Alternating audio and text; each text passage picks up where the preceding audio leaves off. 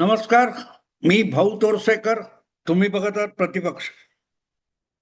मित्रांनो, कधी कधी असं वाटतं की टेलिव्हिजनचा कॅमेरा आणि माईक समोर आला की अनेकांना वेडाचार सुचतो. म्हणजे शहाण्यासारखं बोलायचंच नाही असं ठरवून अनेक जण बोलतात असं वाटतं. कारण ज्या प्रकारची वक्तव्य रोजच्या रोज वेगवेगळ्या डिजिटल मीडिया, टीव्ही चॅनेल यांच्यावर येत असतात, ती बघितल्यानंतर खात्री पडते की यांना वेड लागलेला आहे आणि तशी ती वेडी माणसं नाहीयेत. पण समोर कॅमेरा दिसला की बावचळतं असं म्हणतात ना. ते काय ते दक्षिण अमेरिकेमध्ये ते बुल फाईट वगैरे काय असते, त्याच्यामधला तो रेडा वगैरे काय बैल असतो, तो तांबडा फडका बघितला की त्याचं डोकं फिरतं आणि तो अशी शिंग घुसवायला पुढे घुसत असतो, धावत असतो. तशी एकूण आपल्याकडच्या राजकीय वक्ते, प्रवक्ते, नेते यांची अवस्था झालेली आहे की काय. कारण किती निरर्थक आणि किती ताळतंत्र सोडून बोलायचं याला मर्यादा उरलेल्या नाही.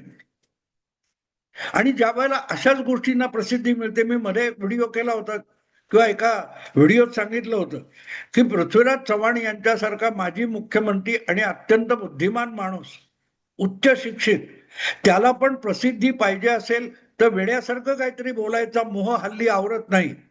तुम्हाला आठवत असेल ते 19 नोव्हेंबर का 19 डिसेंबरला देशाचा पंतप्रधान बदलणार आणि मराठी पंतप्रधान होणार, इथपासून तर वेगवेगळ्या वेडसर वक्तव्य पृथ्वीराज चव्हाण यांनी केली होती. पण सरसकट तीच परिस्थिती दिसते. हे मी आज एवढ्यासाठी सांगतोय की मी बोलतोय तो दिवस 23 जानेवारी 2026 आहे आणि बाळासाहेब ठाकरे यांच्या जन्मशताब्दीची आजपासून सुरुवात होते. अशा वेळेला शिवबंधन मानलेले जे निष्ठावान आहेत शिवसैनिक, म्हणजे बाळासाहेबांच्या काळामध्ये निष्ठावान शिवसैनिक, कट्टर शिवसैनिक असण्यासाठी कुठलंही शिवबंधन वगैरे बांधायची गरज नव्हती. पण उद्धव ठाकरे यांच्या काळामध्ये कधीही तोडून टाकता येईल असं शिवबंधन मानलं तरच तुम्ही निष्ठावान आणि कट्टर शिवसैनिक होता, असा एक नवा प्रपाट काय तो पद्धत सुरू झाली, परंपरा सुरू झाली. आणि भास्कर जाधव हे त्यापैकी एक आहेत. मला वाटतं 2004 किंवा 2009 असं कधीतरी का 97 असेल, मला आठवत नाही, त्यावेळेला हेच भास्कर जाधव यांना आमदार असतानाही गुहागर काय चिपळूण कुठलं तरी तिकीट मिळणार नव्हतं, तर ते कलानगरच्या गेटवर येऊन मातोश्रीपर्यंत जाण्याचा प्रयास करत होते. पण आमदार असूनही त्यांना मातोश्री पर्यंत पोहोचता आलं नाही. तेव्हा चिडून ते तिथून निघाले. ते थेट काँग्रेस पक्षात वगैरे काय राष्ट्रवादीमध्ये गेले होते आणि तिथे जाऊन आमदार झाले, मंत्री झाले, प्रदेश अध्यक्ष झाले. आणि अचानक 2019 मध्ये त्यांना असं मनात आलं की आपण शिवबंधन मानलं पाहिजे, म्हणून आमदारकीचा राजीनामा देऊन रत्नागिरीहून थेट विमानाने संभाजीनगरला गेले. तिथे तत्कालीन विधिमंडळाचे काय विधानसभेचे अध्यक्ष हरिभाऊ राठोड, मला वाटते, काय नाव चुकत असेल मी कदाचित, त्यांना भेटले. त्यांच्याकडे त्यांनी राजीनामा सोपवला, तो राजीनामा मंजूर करून घेतला आणि संभाजीनगरहून थेट विमानाने मुंबईला आले आणि मातोश्रीला जाऊन धडकले आणि त्यांनी शिवबंधन हातात बांधलं. आणि तेव्हापासून ते परत एकदा ते अत्यंत निष्ठावान असे शिवसैनिक होऊन गेलेले. आणि असा शिवसैनिक जेव्हा बाळासाहेबांचे गोडवे गातो, बाळासाहेबांच्या आठवणी आळवतो, तेव्हा निष्ठा कशाला म्हणायचा असा प्रश्न पडतो. आणि मग असे जे 12 गावचं पाणी किंवा बारामतीचं पाणी प्यालेले शिवसैनिक असतात, ते अधिकाधिक आपली निष्ठा पाजळण्याचा प्रयत्न करतात. आणि तसाच एक प्रयास भास्कर जाधव यांनी केलेला आहे. बिचाऱ्यांना पक्षप्रमुखांनी सध्या खुंटीला टाकून ठेवलेलं आहे. म्हणजे त्यांना जे काही 20 शिवसेनेचे आमदार आहेत त्या आमदारांच्या गटाचा विधानसभेतला गटनेता म्हणून उद्धव ठाकरे यांनी नेमलेला आहे आणि विद्यमान विधानसभा अध्यक्ष राहुल नार्वेकर यांच्याकडे विनवण्या चालू आहेत की शिवसेनेलाच विधानसभेतलं विरोधी नेतेपद मिळावं, पण ते अजूनही निर्णय होत नाही. त्यामुळे त्रिशंकू अवस्थेमध्ये खुंटीला टांगल्यासारखे भास्कर जाधव हे लोंबकळत पडलेले आहेत आणि अधूनमधून आपल्याला पक्षामध्ये महत्वाची जागा मिळत नाही, महत्वाचं पद मिळत नाही, महत्व मिळत नाही, दुर्लक्ष होतं, असं रडगाणं गात असतात. आणि मध्येच त्यांना अटॅक येतो की आपण सर्वात निष्ठावान असे शिवसैनिक आहोत हे दाखवलं गेलं पाहिजे, नाही तर अजूनही खुंटीतून तुटून जमीनदोस्त होऊ अशी त्यांना भीती वाटत असावी. आणि म्हणून मुक्ता फळं उधळण्याचा एक सपाटा त्यांनी लावलेला असतो. त्यातूनच त्यांचे ताजं वक्तव्य समोर आलेलं आहे. ज्या पक्षामध्ये निष्ठावान म्हणून भास्कर जाधव मिरवतात, त्यांनी आता पक्षप्रमुख उद्धव ठाकरे हे खरोखरच शिवसेना प्रमुख, शिवसेनेचे संस्थापक, हिंदू हृदय सम्राट बाळासाहेब ठाकरे यांचे उद्धव ठाकरे हे खरोखरच वारस आहेत का, यावर प्रश्नचिन्ह लावलेलं आहे.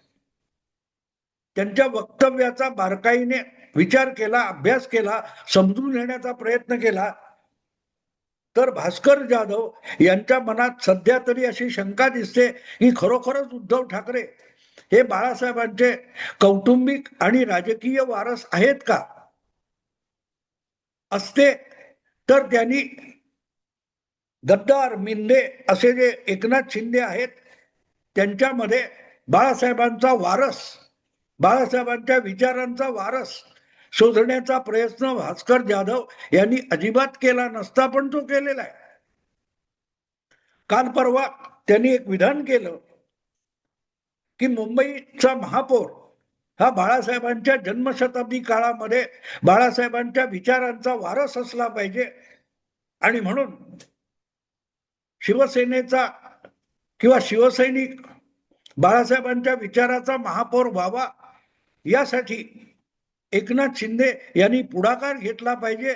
आणि जर बाळासाहेबांचे खरोखरे वारस असतील एकनाथ शिंदे तर ते या दृष्टीने पुढलं पाऊल टाकतील. प्रश्न असा आहे की बाळासाहेबांचा कौटुंबिक पारिवारिक वारस उद्धव ठाकरे हे रोजच्या रोज एकनाथ शिंदे यांच्यावर गद्दारीचा आरोप करतात. बाळासाहेबांच्या वारसाला त्यांनी शिवसेनेपासून आणि मुख्यमंत्री पदापासून वंचित केलं, म्हणून जितक्या शिव्याशाप देता येतील एकनाथ शिंदेना ते शिव्याशाप उद्धव ठाकरे देत असताना त्यांच्याच पक्षाचा ज्येष्ठ शिवबंधन मानलेला निष्ठावान शिवसैनिक एकनाथ शिंदे यांच्यामध्ये बाळासाहेबांचा खराखुरा वारस शोधायला बघतो, तेव्हा स्पष्ट गोष्ट होते की भास्कर जाधव यांच्या मनात सुद्धा उद्धव ठाकरे हे बाळासाहेबांच्या विचाराचे खरेखुरे वारस नाहीत अशी शंका तरी निर्माण झालेली आहे. किंवा भास्कर जाधव हे त्या निष्कर्षाप्रत आलेले आहेत असं आपल्याला वाटायला लागतं, मला तरी वाटलेलं आहे. आणि म्हणून मी हा व्हिडिओ केला.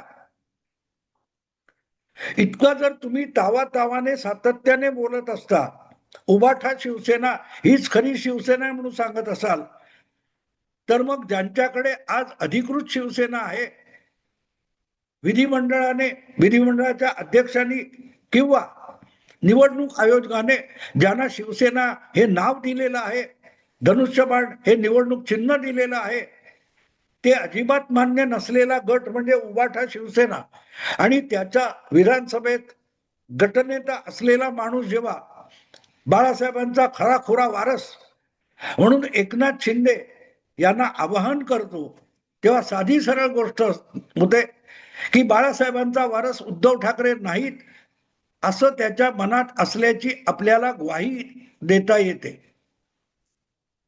आता हे बोलल्यानंतर आपण फार मोठं राजकीय वक्तव्य केलं किंवा पांडित्य सांगितलं, यामुळे भास्कर जाधव खुश झाले असतील आणि त्यांच्या समोरची खुळचट कॅमेरावाली पोरं, माईक घेऊन फिरणारी पोरं ही सुद्धा वा वा आपल्याला चांगला बाईट मिळाला म्हणून समाधानी झाली असतील. पण असलं वक्तव्य करून भास्कर जाधव यांनी आपल्याच पक्षप्रमुखांची कौटुंबिक आणि राजकीय बेइज्जती करून टाकली आहे हे कोणाच्याच लक्षात आलेलं नाही. वास्तविक हा चर्चेचा विषय आहे. नरेंद्र मोदी पंतप्रधान देशाचे यांनी आपल्या ट्विटमध्ये बाळासाहेबांच्या जन्मशताब्दी निमित्त बोलताना हिंदू हृदय सम्राट हा शब्द वापरला की न वापरला याच्यावर किस पाडत बसलेले जे कोणी पत्रकार मराठी आहेत त्यांना भास्कर जाधव यांच्या या परस्पर विरोधी विधानाचा किंवा वक्तव्याचा समाचार घ्यावासा वाटला नाही, एवढी आपलीकडची मराठी पत्रकारिता प्रगल्भ झालेली आहे. ज्या एकनाथ शिंदेला डोळ्याला डोळा भिडवून किंवा त्याच्या बाजूच्या खुर्चीत बसायला सुद्धा उद्धव ठाकरे तयार नसतात, त्याच्यामध्ये बाळासाहेबांचा खराखुरा वारस भास्कर जाधव शोधत असतील आणि त्यासाठी पोच पावती मागत असतील तर मग भास्कर जाधव हे स्वपक्षाचे पक्षप्रमुख उद्धव ठाकरे यांना अपमानित करतायत. एवढी साधी गोष्ट लक्षात आली नाही म्हणजे तुम्ही पत्रकार होता ही एक आणखीन व्याख्या करायला पाहिजे. तुम्हाला आठवतं अंबादास दानवे हे विधान परिषदेचे विरोधी नेता म्हणून आणि विधान परिषदेचे सदस्य म्हणून निवृत्त झाले. त्यावेळेला त्यांचा एक सामूहिक फोटो काढण्याचा प्रकार झालेला होता. त्यामध्ये बाजूबाजूच्या खुर्चीत एकनाथ शिंदेच बसत असतील तर या बाजूला आपण बसणार नाही असे आडेवेडे घ्यायला उद्धव ठाकरे यांनी सुरुवात केली. कारण दानवे आणि उद्धव ठाकरे दोघेही विधान परिषदेचे सदस्य आणि त्यांच्याच पक्षाचे अंबादास दानवे निवृत्त होत होते. पण तिथे मुख्यमंत्री उपमुख्यमंत्री हे बसलेले असताना आपण शिंदेच्या बाजूला बसणार नाही यासाठी जे काही घोटणीसारखं उद्धव ठाकरे करायला लागले तेव्हा एकनाथ शिंदे आणि उद्धव ठाकरे यांच्या मधल्या खुर्चीमध्ये दोघांच्या मधल्या खुर्चीमध्ये नीलम गोऱ्हे बसल्या होत्या. म्हणजे ज्यांना आपल्यापासून निदान 2 ते 3 फूट दूर ठेवण्याची कसोशीचा प्रयत्न उद्धव ठाकरे करतात आणि ते पक्षप्रमुख आहेत. त्यांचे विधानसभेतले गटनेते मात्र एकनाथ शिंदे यांच्यामध्ये बाळासाहेबांचा खराखुरा वारस भिंग घेऊन शोधायला जातात. आहे की नाही बातमी? पण तेवढीच बातमी कळत नसली तर तुम्ही पत्रकार होत असता. एकनाथ शिंदे यांना आपण महापौर पदासाठी गळ घालतोय आणि त्यामुळे उद्धव ठाकरे आपली पाठ थोपटतील अशी कदाचित भास्कर जाधव यांची अपेक्षा असावी. वा वा वा वा, काय भास्करने काम केले. एकनाथ शिंदेला असा पेचात आणि आकड्यात पकडलाय असं उद्धव ठाकरेंना वाटावं एवढ्यासाठीच भास्कर जाधव हे असलं वक्तव्य करून बसलेले आहेत. मनसे आणि तुमची उबाठा शिवसेना या दोघांची मिळून आमदार संख्या ही 71 आहे आणि त्यामध्ये एकनाथ शिंदे यांचे 29 टाकले तरी आकडा 100 पर्यंत जातो. त्याच्या पलीकडे काँग्रेस आणि इतर पक्षांची मदत घ्यावी लागेल आणि त्यासाठी एकनाथ शिंदेनी त्यांना मुख्यमंत्री पद बहाल करणाऱ्या भाजपशी गद्दारी केली पाहिजे. काय अपेक्षा आहेत आणि हे सगळं कशासाठी करायचं तर बाळासाहेबांचे आपण खरेखुरे वारस आहोत हे सिद्ध करण्यासाठी. आणि ते सिद्ध केल्याचं प्रमाणपत्र किंवा निकालपत्र कोण देणार? भास्कर जाधव. भास्कर जाधव ही या देशाचे सुप्रीम कोर्ट किंवा हायकोर्ट वगैरे किंवा निवडणूक आयोग असं काही न्यायपीठ आहे का? नसेल तर असली तोंडाची वाफ दवडण्याची भास्कर जाधव यांना गरज काय? पण भास्कर जाधव हे असं व्यक्तिमत्व आहे की त्यांना आपण शहाणे आहोत हे सिद्ध करण्यासाठी वारंवार मूर्खपणा करावा लागत असतो. तुम्हाला आठवत असेल तर भास्कर जाधव यांनीच तालिका सभापती असताना भाजपच्या 12 आमदारांना विधानसभेतून 1 वर्षासाठी निलंबित केलेलं होतं आणि त्यानंतर भाजपचे तत्कालीन आत्ता मंत्री आहेत तेव्हा मंत्री नव्हते, फक्त आमदार होते, आशिष शेलार. या आशिष शेलारांनी सुप्रीम कोर्टाचं दार ठोठावलं होतं आणि सुप्रीम कोर्टाने महाराष्ट्र विधानसभेला नोटीस पाठवून सांगितलं होतं की हा विषय विधानसभा किंवा काय म्हणतात विधिमंडळातला असल्यामुळे त्यात आम्हाला हस्तक्षेप करायला लावू नका, तुम्ही वेळच्या वेळी हे जे निलंबन आहे ते मागे घ्या, अन्यथा सुप्रीम कोर्टाला आदेश देऊन ते निलंबन मागे घ्यावं लागेल. आणि शेवटी सुप्रीम कोर्टाने ते निलंबन मागे घेतलं तेव्हा आपण शहाणे आहोत हे दाखवण्यासाठी भास्कर जाधवांनी असलेच आपलं अज्ञान पाजळलेलं होतं. सुप्रीम कोर्ट देशातलं किती मोठं असलं तरी विधिमंडळामध्ये सुप्रीम कोर्टाचा अधिकार चालत नाही. त्यामुळे ते निलंबित 12 आमदार सुप्रीम कोर्टाने सांगितलं म्हणून विधिमंडळाच्या आवारात सुद्धा येऊ शकत नाही असली अक्कल पाजळली होती.